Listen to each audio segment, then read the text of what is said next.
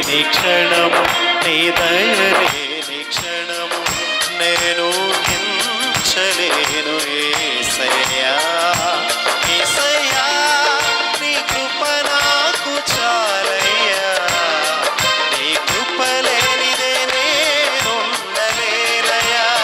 ఎఫెసీ పత్రిక 2వ అధ్యాయము 10వ వచనం.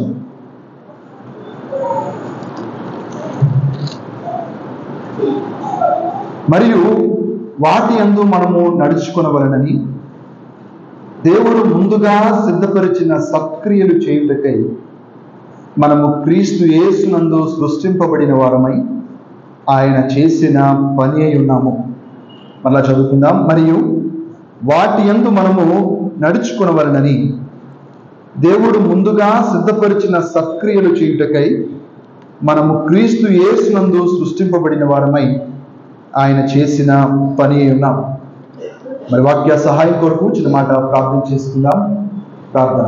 పరిశుద్ధుడా, ప్రేమ కలిగిన తండ్రి, దయాళుడైన మా ప్రభువా, మీకు వందనాలు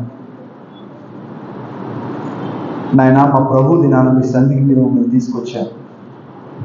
ఇంతవరకు మిమ్మల్ని ఆరాధించడానికి మీరు కృప చూపించారు తండ్రి. తండ్రి, అల్పులము, అయోగ్యులము, ఎందుకు పనికిరాని వారు అలాంటి మమ్మల్ని మీరు ఎంతగానో ప్రేమించారు. ప్రేమించి మా స్థితి అంతటినీ మార్చారు. మీ పరిశుద్ధమైన సన్నిధినిచ్చారు. మిమ్మల్ని తండ్రి అని పిలుచుకునే భాగ్యం ఇచ్చారు. పరిశుద్ధ లేఖనాలు ఇచ్చారు తండ్రి. మేము చదువుకొని మీ వైపు చూస్తూ ఉండగా మా అందరితో మీరు మాట్లాడండి. వచ్చిన ప్రతి ఒక్కరిని మీరు దృష్టించండి. ప్రతి ఒక్కరి హృదయాన్ని తెరవండి. వినగలిగే చెవులు దయచేయండి. గ్రహించగలిగే మనస్సునివ్వండి తండ్రి. దీనులమై మొరపెట్టుకుంటూ ఉండగా మా ప్రార్థన ఆలకించి మీరే మా అందరితో మాట్లాడాలి. నేను బలహీనులను, అల్పుడు మీ సెలవు చాటును మరుగు చేసుకొని మీరే మీ మాటలు అందించమని, మీరే మహిమ పొందమని యేసు ప్రభు నామమున ప్రార్థన చేస్తున్నాము తండ్రి. ఆమేన్. పిల్లరా, ఎఫెసీ పత్రికలో అనేకమైన విషయాలు మనం ధ్యానం చేస్తున్నాం. గత బైబిల్ స్టడీలో మనము 8-9 వచనాలను మనం ధ్యానం చేశాం. 8-9 వచనాలు మనం చదువుకున్నప్పుడు అక్కడ ఉన్న విషయాలు ఏంటి అంటే, మీరు విశ్వాసము ద్వారా కృపచేతనే రక్షింపబడి ఉన్నారు. ఇది మీ వలన కలిగినది కాదు, దేవుని వరమే. ఇది క్రియల వలన కలిగినది కాదు గనుక ఎవడనూ అతిశయపడ వీలు లేదు అనే విషయాన్ని మనం ధ్యానం చేశాం. 8-9 వచనాల్లో రక్షణ గురించినటువంటి 4 సంగతులు అక్కడ కనిపిస్తున్నాయి. దేవుడు మనల్ని రక్షించుకున్న సంగతి అది ఎంత శ్రేష్టమైనదో, ఎంత అద్భుతమైనదో ఈరోజు కూడా ఆరాధనలో జ్ఞాపకం చేసుకున్నాం. చూడండి, రక్షణ కృపచేత దేవుడు రక్షిస్తున్నాడు అనేది మొదటి సంగతి. 8వ వచనంలో మనం చూస్తున్నాం. కృపచేత రక్షణ. రెండవది విశ్వాసము ద్వారా రక్షణ. మూడవది ఈ రక్షణ మనుషుల వలనో క్రియల వలనో కలిగింది కాదు. 4వ అంశంగా మనం చూసాం, ఈ రక్షణ దేవుని వరము అన్నాడు. ఈ రక్షణ ఏంటండి? దేవుని వరం. మరి ఇది మనుషుల వలన కలిగింది కాదు. దేవుడు ఉచితంగా ఇస్తున్నటువంటి వరం, ఉచితంగా ఇస్తున్నటువంటి బహుమానం. మరి రక్షణ మనం తీసుకోవడం తప్ప మరి ఏం చేయగలం చెప్పండి? ఆయన ఇస్తున్నాడు, మనం తీసుకోవాల్సిన వారమై ఉన్నాం. ఆయనే తన కృప ద్వారా మనల్ని జగత్తు పునాది వేయుల మునిపై ఏర్పాటు చేసుకున్నాడు. అవునా? ఎఫెసీ పత్రిక 1వ అధ్యాయంలో మనం చూస్తున్నాం. తన కృప చేత ఏర్పాటు చేసుకున్నాడు. తన కృప చేత కాలము సంపూర్ణమైనప్పుడు మన ప్రభువుని లోకంలోనికి పంపించారు. ఆయనను తన కృప చేత సిలువకు అప్పగించారు. తన కృప చేత మనకి విడుదల, విమోచన, పాపక్షమాపణ, గొప్ప రక్షణ దేవుడే ఇచ్చాడు, దేవుడే అనుగ్రహించాడు. అందుకని మరలా చెప్పే సంగతి ఏంటంటే ఒకటే, ఈ రక్షణ దేవుని వరం. రక్షణ దేవుని వరం. రక్షణ సంపాదించుకునేది కాదు. దానికోసం చాలా మంది అహర్నిశలు కష్టపడతారు, దానికోసం ఏవేవో చేస్తారు, లాభం లేదు. ఉంటుందా లాభం ఏమైనా? రక్షణ కేవలం దేవుని వరం అనే విషయాన్ని మనం అర్థం చేసుకోవాలి ప్రియులారా. మన విశ్వాసం ఉంచినప్పుడు మనకు కలిగిన విశ్వాసం, నమ్మకం, అది కూడా దేవుని కార్యమే అని జ్ఞాపకం చేసుకున్నాం.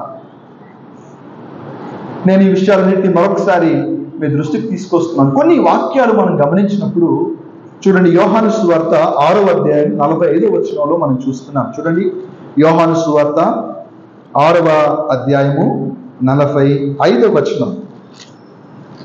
అక్కడ ఏముంది అని అంటే,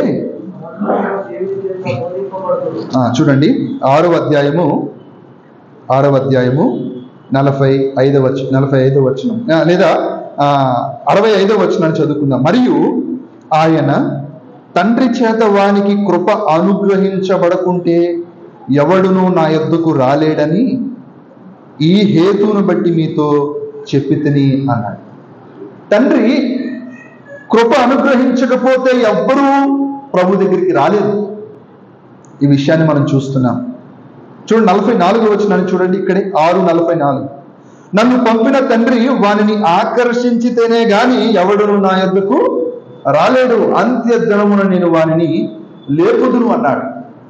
దేవుడు ఆకర్షిస్తే తప్ప, దేవుడు కృప చూపిస్తే తప్ప తండ్రి దగ్గరికి ఎవరు రాలేరు అనే వాక్యాన్ని మనం చదువుకున్నాం. అపోస్తుల కార్యముల గ్రంథం 16వ అధ్యాయం 14వ వచనం. అపోస్తుల కార్యముల గ్రంథం 16వ అధ్యాయం 14వ వచనం చూడండి. అక్కడ మనం చూస్తున్నాం, లూదియా అను దైవభక్తి కలిగిన ఒక స్త్రీ వాక్యం వింటున్నప్పుడు దేవుడు ఏం చేశాడు అనంటే, ప్రభువు ఆమె హృదయము తెరచను గనుక పౌలు చెప్పిన మాటల యందు లక్ష్యం ఉంచాను. 14వ వచనంలో చూస్తున్నాం. దేవుడు వాక్యం చెప్తూ ఉన్నప్పుడు, మరి దేవుడి దాసులు వాక్యం చెప్తున్నప్పుడు ప్రభువు ఆమె హృదయము తెరిచాడు. ప్రభు ఏం చేశాడు? ఆమె హృదయాన్ని తెరిచాడు. అప్పుడే ఆమె దేవుని మాటల యందు లక్ష్యం ఉంచగలిగింది. లూకాసు వార్తలో కూడా చూస్తాం 24:45. ప్రభువు శిష్యుల యొక్క మనస్సును తెరచి వారికి లేఖనాలు అర్థమయ్యేటట్లు చేశాడు. చూడండి, ఆకర్షించేదెవరు? ప్రభువే. కృప చూపించేదెవరు? ప్రభువే. హృదయాన్ని తెరిచేదెవరు? ప్రభువే. దావీదు అన్నాడు, నా తల్లి వద్ద నేను స్తన్యపానము చేయి చూడగా నీవే కదా నాకు నమ్మిక పుట్టించిందివి. నమ్మిక పుట్టించింది ఎవరు? దేవుడే. కీర్తన గ్రంథం 22:9లో మనం చూస్తున్నాం. ఇది మన వలన కలిగింది కాదు, ఇది దేవుని వరం. దేవుని వరం ఆయన ఉచితంగా ఇస్తున్నాడు. పిల్లలు, అందుకనే ఈ 10వ వచనంలో ఒక శ్రేష్టమైన మాట చెప్పబడింది. ఎఫెసీ పత్రిక 2వ అధ్యాయం 10వ వచనంలో మనం చదువుకున్నాం కదా. చూడండి, అక్కడ ఏముంది అనంటే 2వ భాగంలో మనం చూస్తున్నాం, మనము క్రీస్తు యేసునందు సృష్టింపబడిన వారమై ఆయన చేసిన పని అయి ఉన్నాము. రక్షణ అనేది మొత్తం దేవుని కార్యమే. అందుకని ఈ మాట చెప్పబడింది. ఏ మాట చెప్పబడింది అనంటే, క్రీస్తు యేసునందు సృష్టింపబడిన వారమై ఆయన చేసిన పని అయి ఉన్నాము. పని అయి ఉన్నాము. ఇంత శ్రేష్టమైన రక్షణ ప్రియులారా, గమనించండి.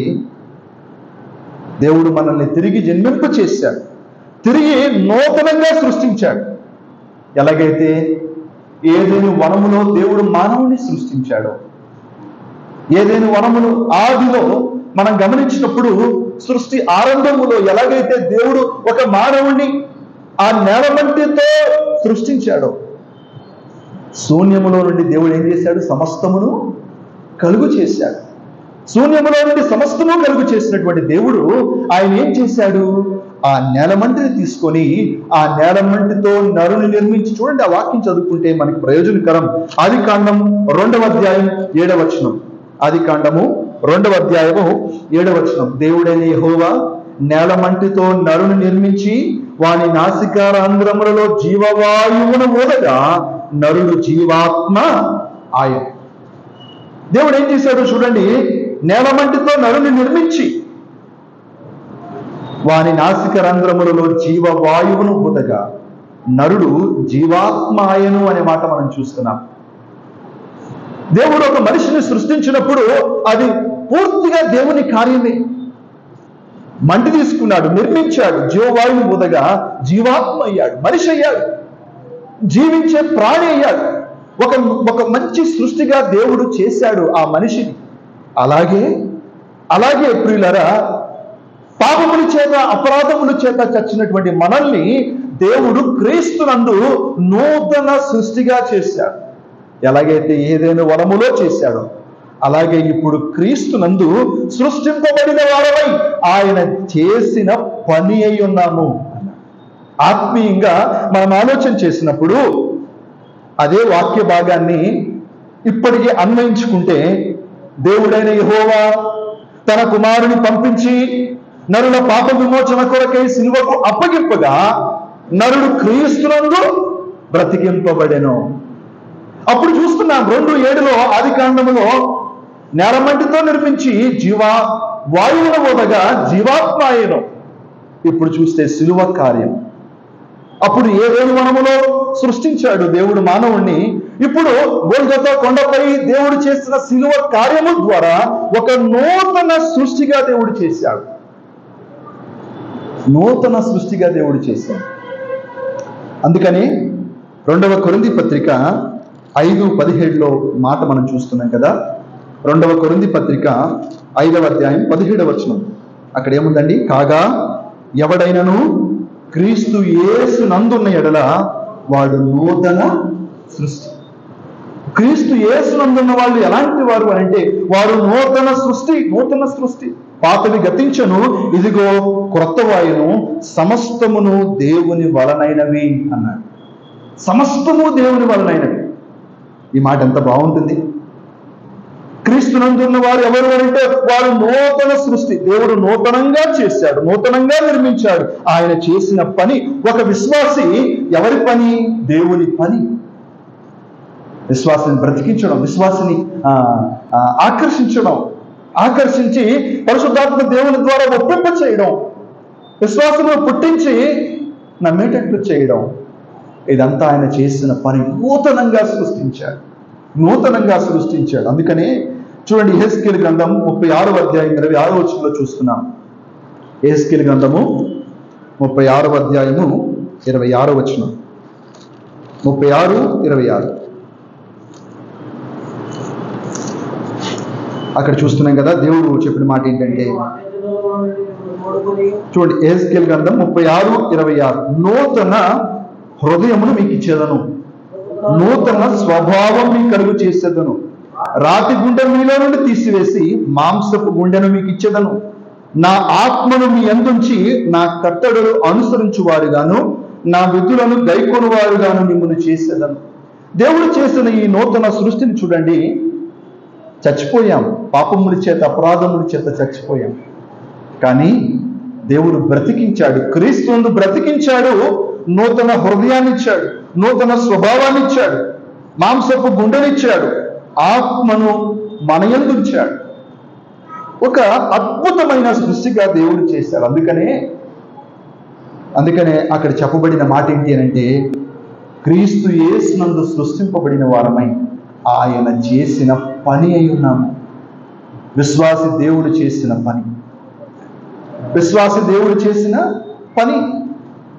ఆయనే రక్షించాడు, ఆయనే బ్రతికించాడు, ఆయనే. ఇది మన వలన కలిగింది కాదు. ఇది క్రీడ వలన కలిగింది కాదు. ఇది మనుషుల వలన కలిగింది కాదు. ఇది కేవలం దేవుని వరం. ఆయన చేసుకున్న సృష్టి అందమైన సృష్టి. అద్భుతంగా క్రీస్తునందు మనల్ని బ్రతికించాడు, సమస్తమును నూతనంగా చేశాడు. అక్కడ చెప్పబడిన మాట ఏంటి? ఇదిగో సమస్తము క్రొత్త వాయను, సమస్తము అన్నాడు. మన జీవితంలో సమస్తము కొత్తదిగా చేశాడు, నూతనంగా చేశాడు. పిల్లరా, ఇప్పుడు ఒక విషయాన్ని చెప్పనివ్వండి. ఈరోజు ఈ 3 విషయాలు జ్ఞాపకం చేసుకుందాం. మన క్రైస్తవ జీవితానికి, బైబుల్ అంతటికి సారాంశం ఈ 3 విషయాలు.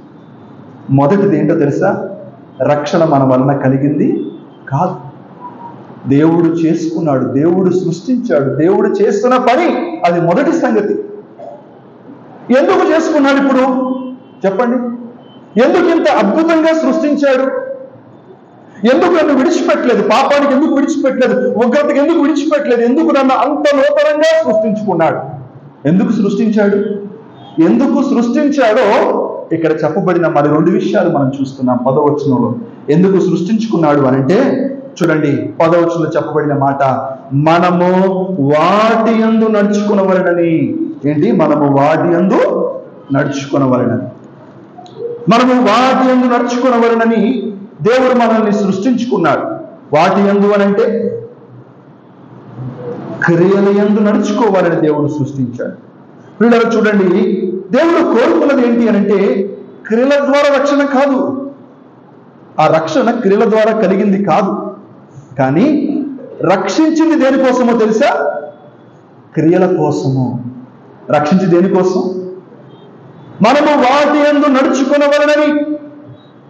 నడుచుకోవాలి. నడక అంటే జీవితానికి సంబంధించిన మాట ఇది. ఈ మాట చాలా జాగ్రత్తగా గమనించాలి. మనల్ని రక్షించింది క్రియల ద్వారా కాదు, కానీ రక్షణ పొందిన ప్రతి ఒక్కరిలో ఏమి ఉండాలి అనంటే క్రియలు ఉండాలి. మనము వాటి యందు అంటే క్రియల యందు నడుచుకోవాలని దేవుడు నూతన సృష్టిగా చేశాడు. నూతన సృష్టిగా చేశాడు. వీళ్ళరా, చాలాసార్లు మనం అనుకుంటాం, ఏమనుకుంటామంటే నేనేం చేయలేదా, రక్షణ కోసం నేనేమీ చేయలేదా అనే ఆలోచన మనకు కలుగుతుంది. కానీ వాస్తవంగా మనం ఏమీ చేయలేదు. కానీ దేవుడు అంత అద్భుతంగా మనల్ని సృష్టించిన ఎందుకో తెలుసా? వాటి యందు నడుచుకోవాలి. వేటి యందు? ఆ క్రియల యందు నడుచుకోవాలని. ఇర్మియా గ్రంథము 13వ అధ్యాయం 23వ వచనం చూద్దాం. చూడండి, ఇర్మియా గ్రంథం 13వ అధ్యాయం 23వ వచనం. అక్కడ ఏముంది? ఇర్మియా గ్రంథం 13వ అధ్యాయం 23వ వచనం. కూషు దేశస్థుడు తన చర్మమును మార్చుకొనగలడా? చిరుతపులి తన మచ్చలను మార్చుకొనగలదా? మార్చుకొనగలిగిన ఎడల కీడు చేయుటకు అలవాటు పడిన మీరును మేలు చేయ వల్లపడును అన్నాడు. మునుపటి జీవితం ఎలాంటిది అనంటే చెడు జీవితం, పాప జీవితం, రోత జీవితం. కూషు దేశస్థుడు అనగా ఆ నల్ల జాతికి చెందినవాడు తన చర్మాన్ని తెల్లగా చేసుకోగలుగుతాడా? చెప్పండి, తన చర్మాన్ని తెల్లగా చేసుకోగలుగుతాడా? చిరుతపులి తన మచ్చలు, చిరుతపులిలో ఉండే మచ్చలు మార్చుకోగలుగుతుందా?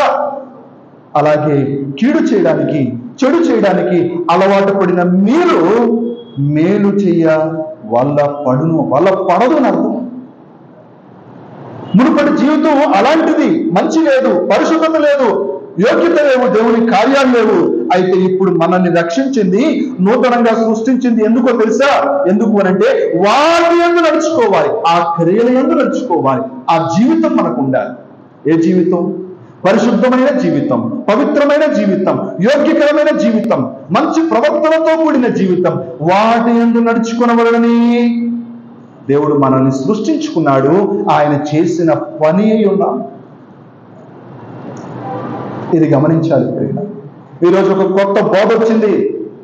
కొత్త బోధ అదేంటంటే దేవుడు తన కృప చేత రక్షించుకున్నాడు, ఇది మన వలన కలిగింది కాదు, కాబట్టి మనకి ఇష్టం వచ్చినట్లు జీవించవచ్చు, ఇష్టం వచ్చినట్లు జీవించవచ్చు, ఇష్టం వచ్చినట్లు పాపం చేయొచ్చు. ఇది పాపము చేయడానికి ప్రేరేపించే బోధ. కానీ బైబిల్ బోధ అదా? బైబిల్ చెప్తున్న బోధ అది కాదు. మనము వాటి యందు నడుచుకునవలెనని దేవుడు సృష్టించాడు, దేవుడు చేసుకున్నాడు, దేవుడు రక్షణ ఇచ్చాడు. వీళ్ళని గమనించండి. మత్తయి సువార్త ఒక మాట చదువుకుందాం. 5వ అధ్యాయం, మత్తయి సువార్త 5వ అధ్యాయము 14 నుంచి మనం చదువుకున్నప్పుడు దేవుడు కోరిక చూడండి. 5:14 వచనం ఏముంది అక్కడ? మీరు లోకమునకు వెలుగై ఉన్నారు, కొండ మీద నుండి పట్టణము మరుగై ఉండనేరదు. మనుషులు దీపము వెలిగించి కొంచెము క్రింద పెట్టరు, కానీ అది ఇంట నుండి వారందరికీ వెలిగించుటకై దీపస్తంభము మీదనే పెట్టుదరు. మనుషులు మీ సత్క్రియలను చూచి పరలోకమందున మీ తండ్రిని మహిమపరుచినట్లు వారి ఎదుట మీ వెలుగు ప్రకాశింపనీయుడి. దేవుడు కోరుకునేది ఏంటంటే దేవుడు మనల్ని వెలుగుగా చేశాడు, గొప్ప రక్షణ ఇచ్చాడు. వెలుగుగా చేసి దేవుడు కోరుకుంటుంది ఏంటంటే మనుషులు మీ సత్క్రియలు చూచినప్పుడు పరలోకమందున మీ తండ్రిని మహిమపరుచున్నట్లు వారి ఎదుట మీ వెలుగు ప్రకాశింపనీయుడి అని దేవుడు చెప్తూ ఉన్నాడు. పిల్లరా, గమనించండి, యాకోబు పత్రికలో కూడా మనం చూస్తున్నాం, క్రియలు లేని విశ్వాసం మృతం. మన జీవితంలో ఒకవేళ క్రియలు లేకపోతే ఆ విశ్వాసం అనేది మృతం. క్రియలు లేని విశ్వాసం నిష్ఫలం అనే వాక్యాన్ని మనం చూస్తున్నాం. యాకోబు పత్రిక 2వ అధ్యాయంలో ఈ మాటలు మనం చూస్తాం. దేవుడు ఎందుకు ఇంత గొప్ప రక్షణ ఇచ్చాడు? ఎందుకు రాజులని యాజక సమూహంగా చేసుకున్నాడు? ఎందుకు తనకు రాజ్యముగా యాజకులుగా తన సొత్తైన ప్రజలుగా చేసుకున్నాడు అని అంటే మొదటి పేతురు పత్రికలో చెప్పారు. మొదటి పేతురు పత్రిక 2వ అధ్యాయం 12వ వచనం చూడండి. మొదటి పేతురు పత్రిక 2వ అధ్యాయము 12వ వచనం, 2:12. అన్యజనులు మిమ్మును ఏ విషయములలో దుర్మార్గులని దూషింతురో ఆ విషయములలో వారు మీ సత్క్రియలను చూచి వాటిని బట్టి దర్శన దినమున దేవుని మహిమపరచునట్లు వారి మధ్యన మంచి ప్రవర్తన గలవారై ఉండవాలని మిమ్మల్ని బతిమాలుకొనుచున్నారు. ఎలా ఉండాలని దేవుడు కోరుకుంటున్నాడు? మంచి ప్రవర్తన. మన జీవితంలో వచ్చే సత్క్రియలు, మన జీవితంలో కనిపించే ఆ క్రియలు, దేవుని క్రియలు, సత్క్రియలు, అవి దేనికోసం అనంటే దేవుని మహిమ కోసం, దేవుని మహిమపరచునట్లుగా. ఇంతకుముందు మన జీవితం ఎలా ఉంది? అన్ని జనులు ఇంతకు ముందు మన జీవితాన్ని చూసి దూషించుండొచ్చు. వీడి జీవితం ఏంటి ఇలా ఉంది, ఎంత పాపము చేస్తున్నాడేంటి, ఎంత ఘోరం చేస్తున్నాడేంటి, ఎంత పనికి మారిన వాడేంటి అని ఉండొచ్చు. కానీ ప్రభువుని నమ్ముకున్న వ్యక్తి, నూతనంగా సృష్టించబడినటువంటి ఒక వ్యక్తి దేవుని కొరకు జీవిస్తూ దేవుని కార్యాలు, సత్క్రియలు అతని యందు కనబడినప్పుడు అదే అన్యజనులు ఎవరైతే దూషించారో వారు ప్రభువు దినమందు, దర్శన దినమందు దేవుని మహిమపరచునట్లు దేవుడు కోరుకున్నాడు. వారి మధ్య మంచి ప్రవర్తన గలవారై ఉండవాలని మిమ్మల్ని బతిమాలుకొనుచున్నాను. చూడండి, మన నడక లేదా మన జీవితం ద్వారా దేవునికి మహిమ రావాలి. అందుకనే దేవుడు సృష్టించాడు, అందుకనే దేవుడు చేసుకున్నాడు. మొదటి తిమోతి పత్రిక 4:12 మనం చూస్తాం. ఒక 2 వచనాలు జ్ఞాపకం చేస్తాను చూడండి. మొదటి తిమోతి పత్రిక 4:12 యవనస్తులకు చెప్తున్న మాట ఇక్కడ మనం గమనించగలుగుతున్నాం. మొదటి తిమోతి 4:12 ఈ సంగతులను ఆజ్ఞాపించి బోధించుము, నీ యవ్వనమును బట్టి ఎవడునూ నిన్ను తృణీకరింపనీయకుము గాని మాటలోను, ప్రవర్తనలోను, ప్రేమలోను, విశ్వాసములోను, పవిత్రతలోను విశ్వాసులకు మాదిరిగా ఉండుము అని తిమోతికి చెప్తున్న మాట. నీ యవ్వనాన్ని బట్టి ఎవ్వరూ తృణీకరించనీయకు. నీ జీవితంలో ఏమి కనిపించాలనంటే మాటలో, ప్రవర్తనలో, ప్రేమలో, విశ్వాసములో, పవిత్రతలో మాదిరి కనిపించాలి. దేవుడు కోరుకున్నాడు. బైబిల్ చెప్తున్న బోధ ఏంటంటే మనము వాటి యందు నడుచుకోవాలని దేవుడు సృష్టించాడు, దేవుడు చేసుకున్నాడు. నూతన సృష్టిగా దేవుడు చేశాడు. పిల్లరా, ఇక్కడే మొదటి తిమోతి 2వ అధ్యాయము 9-10 వచనాలు చూడండి. స్త్రీల గురించి చెప్తున్న మాట 9-10 వచనాల్లో మనం చూస్తున్నాం. మరియు స్త్రీలు అణుకువయో స్వస్థ బుద్ధియు గలవారయుండి తగు మాత్రపు వస్త్రముల చేతనే గాని జడలతోనైనను, బంగారముతోనైనను, ముత్యములతోనైనను, మిగుల వెలగల వస్త్రములతోనైనను అలంకరించుకొనక దైవభక్తి గలవారమని చెప్పుకొని స్త్రీలకు తగినట్టుగా సత్క్రియల చేత తమను తాము అలంకరించుకోవాలి. ఏ క్రియలు? సత్క్రియలు. అడుగువ స్వస్థ బుద్ధి గలవాడై ఉండి. ఈరోజు మనం చూస్తున్నాం వస్త్రాలతో అలంకరణ, జడలతో అలంకరణ, బంగారముతో అలంకరణ, ముత్యములతో అలంకరణ. ఈ అలంకరణ కాదు దేవుడు కోరుకున్నది. దేవుడు కోరుకున్న అలంకరణ సత్క్రియలతో అలంకరణ. మనము వాటి యందు నడుచుకోవాలని దేవుడు సృష్టించాడు. రెండో విషయాన్ని చూడండి. దేవుడు ఎందుకు మనల్ని సృష్టించుకున్నాడు అనంటే, మొదటిది నడక, జీవితం. రెండవ సంగతి ముందుగా సిద్ధపరిచిన సత్క్రియలు చేయుటకై అన్నాడు. 10వ వచనంలోనే మనము వాటి యందు నడుచుకునవలెనని ముందుగా సిద్ధపరిచిన సత్క్రియలు చేయుటకై. ఇది చేసే సంగతి. ఇదేంటి? చేసే సంగతి. ఇదంతా ఒక వచనంలాగే మనకి ఒకే భావంతో మనకు కనిపిస్తుంది, కానీ ప్రభు ఇచ్చిన తలంపును బట్టి నేను మీతో పంచుకుంటున్నాను. మొదటిది జీవితం అయితే, రెండవ సంగతి దేవుడు సృష్టించింది దేనికోసము అంటే చేసేదానికి పని కొరకు దేవుడు సృష్టించాడు. ముందుగా సిద్ధపరిచిన సత్క్రియలు ప్రియుల. ఈ రోజుల్లో అందరూ ఏదో ఒకటి చేయడానికే ఆసక్తి చూపిస్తున్నారు, అవునా? ఏదో చేయాలి చేయడానికి ఆసక్తి చూపిస్తున్నారు. కానీ ఈ విషయాన్ని చెప్పనివ్వండి, దేవుని వలె జీవించట్లో వెనుకబడిపోతున్నాం. కానీ మొదటిది ఏంటి? మొదటిది నడక, మొదటిది జీవితం, రెండవదే పని అనే విషయాన్ని గమనించండి. దేవుడు కోరుకుంటున్నాడు, ఏదైనా వనములో దేవుడు ఎలాగైతే మానవుని సృష్టించి ఆ మానవునికి ఒక పని అప్పగించాడా? పని దేవుడు అద్భుతంగా సృష్టించి సేద్యపరచడానికి పని అప్పగించాడు, లోపరుచుకోమన్నాడు, ఏలమన్నాడు, ఏలికలుగా చేశాడు. కానీ మానవుడు అవిధేయత చూపించి తొలగిపోయాడు. అట్లాగే ఇప్పుడు మనల్ని సృష్టించుకొని దేవుడు పనిని అప్పగించాడు. ముందుగా సిద్ధపరిచిన సత్క్రియలు చేయుటకై దేవుడు పని అప్పగించాడు. చూడండి, వాక్యంలో మనం చూస్తాము. మార్కు సువార్త 13వ అధ్యాయం 34-37 వచనాలు చదువుకుందాం. మార్కు సువార్త 13వ అధ్యాయం 34 నుంచి 37 వచనాలు. ఇప్పుడు కూడా దేవుడు పని అప్పగించినట్లుగా మనం చూస్తున్నాం. మార్కు సువార్త 13వ అధ్యాయము 34వ వచనం.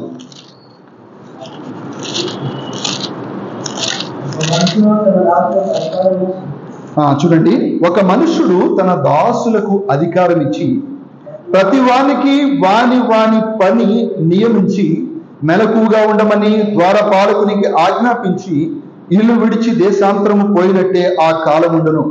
ఇంటి యజమానుడు పొద్దు గుంకి వచ్చునో, అర్ధరాత్రి వచ్చునో, కోడి కూయినప్పుడు వచ్చునో, తెల్లవారు వచ్చునో ఎప్పుడు వచ్చునో మీకు తెలియదు. ఆయన అకస్మాత్తుగా వచ్చి మీరు నిద్రపోవచ్చునుట చూచునేమో గనుక మీరు మెలకుగా ఉండుడి. నేను మీతో చెప్పున్నది అందరితోనూ చెప్పుచున్నాను, మెలకుగా ఉండుడని. దేవుడు చూడండి, ఇక్కడ ఈ విషయాన్ని మనం గమనించినప్పుడు దేవుడు అధికారం ఇచ్చి, తన దాసులకి అధికారం ఇచ్చి ప్రతి వానికి వాని పని నియమించినట్లు మనం ఇక్కడ అన్వయించుకోవచ్చు. దేవుడు ప్రతి వానికి వాని పనిచ్చాడు. ఈరోజు విశ్వాసి, ప్రభు నమ్ముకునేటువంటి విశ్వాసి, I don't have any work అని అంటే కనుక పొరపాటు. నాకు పని లేదు అనంటే పొరపాటు. దేవుడు నీకు పని అప్పగించాడు. ప్రతి వానికి అంటే ఎవరైనా మినహాయింపు ఉన్నారా? ప్రతి వానికి వాని పని, అది ఏ పనైనా అయి ఉండొచ్చు. దేవుని పనిని అప్పగించాడు, ప్రతి ఒక్కరికి అప్పగించాడు. ప్రార్థన చేసే పని అవ్వచ్చు, వాక్యం చెప్పే పని అవ్వచ్చు, పాటలు పాడే పని అవ్వచ్చు, పరిచర్య అవ్వచ్చు, అది ఏదైనా సరే ప్రతి వానికి వాని అనే మాట జ్ఞాపకం చేసుకోండి ప్రియులారా. పనిని నియమించి మెలకుగా ఉండమన్నాడు, సిద్ధపడి ఉండమన్నాడు, ఆ పనిని చేయమన్నాడు. ముందుగా సిద్ధపరిచిన సత్క్రియలు చేయాలని దేవుడు కోరుకుంటున్నాడు. మత్తయి సువార్త చూడండి, మత్తయి సువార్త 21వ అధ్యాయము, మత్తయి సువార్త 21వ అధ్యాయం 28వ వచనం. 21-28 అక్కడ ఏముంది అనంటే, ఇక్కడ కూడా ఒక ఉపమానాన్ని చూస్తున్నాం. మీకు ఏమి తోచుచున్నది? ఒక మనుషునికి 2 కుమారులు ఉండిరి. అతడు మొదటి వాని వద్దకు వచ్చి, కుమారుడా, నేడు పోయి ద్రాక్ష తోటలో పని చేయమని చెప్పగా వాడు పోను అని ఉత్తరం ఇచ్చాను. గాని పిమ్మట మనస్సు మార్చుకొని పోయాను.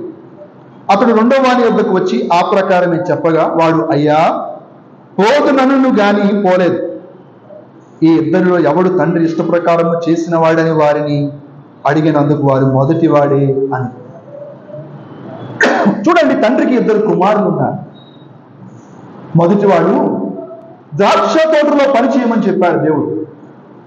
ద్రాక్ష తోటలో పని, ఏ పని? దేవుని సంఘములో పని, ద్రాక్ష తోటలో పని. ఆ పని అలా ఉండగా దేవుడు మొదటి వానితో చెప్పాడు.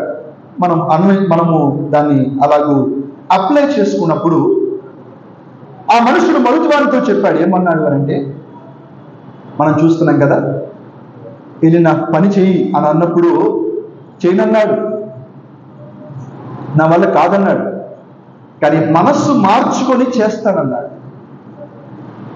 మనసు మారిందా? మారు మనస్సు ఉంటే గనక దేవుని పని విషయంలో ఆసక్తి ఉంటుంది.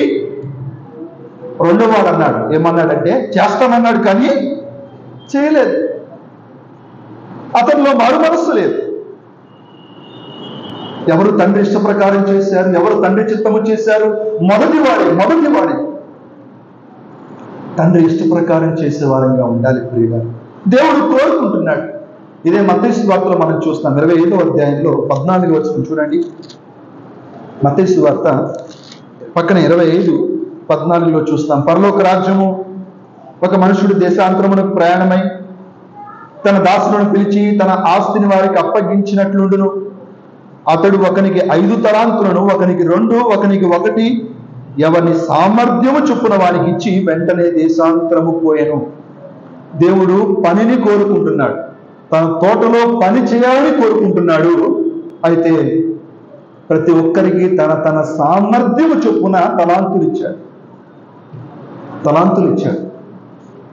పని లేదనుకుంటున్నావేమో. ఒకరికి 5 ఇవ్వచ్చు, ఒకరికి 2 ఇచ్చాడు, ఒకరికి 1 ఇచ్చాడు. దేవుడు ఏం కోరుకుంటున్నాడంటే ఇచ్చిన పనిని నమ్మకంగా చేయాలని కోరుకుంటున్నాడు. వృద్ధిలోనికి తీసుకొని రావాలని కోరుకుంటున్నాడు. 5 ఇచ్చిన వ్యక్తి దాన్ని మల్టిప్లై చేశాడు. 2 ఇచ్చిన వ్యక్తి చేశాడు. 1 ఇచ్చిన వ్యక్తి దాచిపెట్టాడు. అప్పుడే కదా మనం చూస్తున్నాం. వాళ్ళని పిలిచి తీర్పు ఉంటుంది. వాళ్ళని పిలిచి పని విషయమై లెక్క అడుగుతున్నాడు. దేవుడు చెప్పాడు, బలా నమ్మకమైన మంచి దాసుడా, నీవు కొంచెములో నమ్మకముగా ఉన్నావు, నీకు అధికమైన వాటి మీద నియమించదను అన్నాడు. రెండో వ్యక్తిని అన్నాడు, ఇదిగో చెడ్డ దాసుడా. ఏమన్నాడండి? చూడండి 26వ వచనం. అందుకు అతని యజమానుడు వాడిని చూచి, సోమరివైన చెడ్డ దాసుడా. తేలిపోతుంది మంచి దాసులమా చెడ్డ దాసులమా అనే విషయం తేలిపోతుంది. దేవుడు ఎందుకు మనల్ని సృష్టించాడు, ఎందుకు రక్షించాడు, ఎందుకు ఆయన చేసుకున్నాడు అనంటే మనము వాటి యందు నడుచుకోవాలి. రెండవదిగా ముందుగా సిద్ధపరిచిన సత్క్రియలు చేయాలి. ముందుగా సిద్ధపరిచిన సత్క్రియలు దేవుని పనవచ్చు. రెండో విషయాన్ని చెప్పనివ్వండి, చాలా ప్రాముఖ్యమైన విషయం. దాతృత్వపు పని. ఏ పని చెప్పండి? దాతృత్వపు పని, చారిటీ. ఈ రోజుల్లో అది మిస్ అవుతుంది. ఆది సంఘములో ఉన్నది, తరతరాలుగా ఉన్న ఆ పరిస్థితి ఈ రోజుల్లో కనిపించడం లేదు. కేవలం పని అనగానే సువార్త పని అనుకుంటున్నాం. కేవలం పని అనగానే దేవుని పని ఏదో అనుకుంటున్నాం. కానీ వాస్తవంగా దేవుడు అప్పగించిన పని, దేవుడు లెక్క అడిగే పని, దాతృత్వపు పని. ఇదే 25వ మత్తయి సువార్త 25వ అధ్యాయంలో, మత్తయి సువార్త 25వ అధ్యాయంలో చూడండి 35వ వచనం చూడండి. 35వ వచనం. నేను ఆకలి కొంటిని, మీరు నాకు భోజనము పెట్టితిరి, దప్పిగొంటిని, నాకు దాహం ఇచ్చితిరి, పరదేశిని ఉంటిని, నన్ను చేర్చుకుంటిరి, దిగంబరిని ఉంటిని, నాకు బట్టలిచ్చితిరి, రోగిని ఉంటిని, నన్ను చూడవచ్చితిరి, చెరస్థలంలో ఉంటిని, నా ఎద్దుకు వచ్చితిరని చెప్పును. అందుకు నీతిమంతులు, అందుకు విశ్వాసులు అన్నారు కదా. ప్రభువా, ఎప్పుడు నీవు ఆకలి కొని ఉండటం చూచి నీకు ఆహారం ఇచ్చితిమి, నీవు దప్పికొని ఉండటం చూచి ఎప్పుడు దాహం ఇచ్చితిమి, ఎప్పుడు పరదేశుడై ఉండుట చూచి నేను చేర్చుకుంటుమి, దిగంబరి వెంటనే చూచి నేను బట్టలిచ్చితిమి, ఎప్పుడు రోగివై ఉండుట ఆయనను, చెరసాలలో ఉండుటైనను చూచి నీ వద్దకు వచ్చితమని ఆయనను అడిగేది. అందుకు రాజు, మిక్కిలి అల్పులని ఈ నా సహోదరులో ఒకరికి మీరు చేసిదిరి గనుక నాకు చేసిదిరని నిశ్చయముగా మీతో చెప్పుచున్నానని వారితో అని. దేవుడు గొర్రెలను మేకలను వేరుపరిచే సంగతి, గొర్రెలను మేకలను వేరుపరుస్తాడు. అంత్య దినములో జరిగే సంభవాన్ని మనం చూస్తున్నాం. ప్రభు వచ్చినప్పుడు జరిగే సంభవం. వీళ్ళరా వేరుపరుస్తాడు, వేరుపరిచి అడుగుతాడు, నీకు ఇచ్చిన తలాంతుల్లో ఏం చేశావని అడుగుతాడు. రెండవ సంగతి, అడిగే సంగతి, ఆకలి తీర్చావా, దాహము తీర్చావా, బట్టలు ఇచ్చావా, రోగమును కుదిర్చావా, చేర్చుకున్నావా, పరామర్శించావా? తప్పక అడుగుతాడు, వేరు చేసి అడుగుతాడు. దాతృత్వపు పని, దాతృత్వపు పనిలో వెలుగుబడిపోతున్నాం. ఈరోజు మీకు ఒక విషయాన్ని చెప్పనివ్వండి. అమెరికా దేశంలో వాళ్ళు చెప్తున్నారు, ఏమంటున్నారు అంటే, తెల్లవాళ్ళు మాత్రమే ఉండాలి. ఎవరు ఉండాలి? తెల్లవాళ్ళు మాత్రమే ఉండాలి, ఇక్కడ వేరే వాళ్ళు ఉండకూడదు అనే నినాదం అమెరికా దేశంలో ప్రారంభమైంది. ఫ్రాన్స్ దేశంలో వాళ్ళు అంటున్నారు, మీ స్వదేశాలకు మేము టికెట్లు చేసి ఇచ్చేస్తాం, దానికి పైగా కొంత డబ్బు ఇచ్చి పంపిస్తాం, మీరు వెళ్ళిపోండి అని అంటున్నారు. జర్మనీలో చెప్తున్నారు, కేవలం జర్మనీ వాళ్ళు మాత్రమే ఉండాలి, వేరే వాళ్ళు ఉండడానికి వీల్లేదు అంటున్నారు. ఇక మనకి తెలుసు భారతదేశంలో పరిస్థితి, బంగ్లాదేశ్లో పరిస్థితి. ఎక్కడ చూసినా మనం చూస్తున్నాం, ఏమి లోపిస్తుంది అంటే ఆ మంచి క్రియలు, ఆ సత్క్రియలు, దాతృత్వము అనేది లోపిస్తుంది. ఈరోజు గమనించాలి. బయట ఉన్నటువంటి పరిస్థితులను బట్టి చెప్తున్నాను. ఇంతకు ముందు ఎంతో మంది తాము కష్టపడి భారతదేశానికి వచ్చి సువార్త సేవ చేశారు. ఎంతో మంది తమ జీవితాన్ని పణం పెట్టి, ఆస్తులను పణం పెట్టి ఆయా ప్రదేశాలకు వెళ్ళి దేవుని పని చేశారు. దేవుని పని, సోషల్ రెస్పాన్సిబిలిటీ వారికి ఉంది. దేవుని పని అంటే ఇది దేవుని పని కాదు, అది ఎక్కడ వేరు చేయలేదు. ఒక వ్యక్తికి సహాయం చేయడం దేవుని పని కాదు అని ఎవరైనా అంటున్నారా? అది ముమ్మాటికి తప్పే. దేవుడు మహిమపరిచేది ఏదైనా దేవుని పని ప్రియులా. అందుకనే అపోస్తుల కార్యంలో మనం చూస్తాం, 2వ అధ్యాయం చూడండి. అపోస్తుల కార్యముల గ్రంథం 2వ అధ్యాయము. ఆది సంఘము వాళ్ళు ఎలాగో జీవించారు అనే విషయాన్ని మనందరికీ తెలుసు, జ్ఞాపకం చేస్తున్నాను. అపోస్తుల కార్యముల గ్రంథం 2వ అధ్యాయము 44వ వచనాన్ని మనం చూద్దాం. ఆ ఆది సంఘం ప్రభువు నమ్ముకున్న వారు వాళ్ళు చేస్తున్నటువంటి కార్యాలు చూడండి. 44వ వచనం. విశ్వసించిన వారందరూ ఏకముగా కూడి తమకు కలిగినదంతయో సమష్టిగా ఉంచుకుని ఇదియుగాక వారు తమ చర స్థిరాస్తులను అమ్మి అందరికీ వారి వారి అక్కరి కొలది పంచిపెట్టిరి. మరియు వారు ఏక మనస్కులై ప్రతిదినము దేవాలయములో తప్పక కూడుకొనుచు ఇంటింట రొట్టె విరుచుచు దేవుణ్ణి స్తుతించుచు ప్రజలందరి వలన దయ పొందిన వారై ఆనందముతోనూ నిష్కపటమైన హృదయముతోనూ ఆహారం పుచ్చుకొనిచుండిరి. మరియు ప్రభు రక్షణ పొందుచున్న వారిని అనుదినము వారితో చేర్చుచుండారు. చూసారా? ఆది సంఘము వారికి తమకు కలిగినదంతయు సమష్టిగా ఉంచుకున్నారు. ఇదిగాక తమ చర స్థిర ఆస్తులన్నింటినీ అమ్మి పంచిపెట్టారు, అక్కరగా ఉన్న వారికి పంచిపెట్టారు. ఇది ఆది సంఘము నేర్పిస్తున్న మాట. ఈ రోజుల్లో ఉందా? సరే, సంఘముగా లేకపోవచ్చు, వ్యక్తిగతంగానైనా మనము ఈ దాతృత్వము పనిలో మనం ముందుకు సాగాలి. దేవుడు చెప్పాడు, పరిశుద్ధుల కొరకైన చందా. అనేక విషయాలు వాక్యంలో చూస్తాం ప్రియులారా.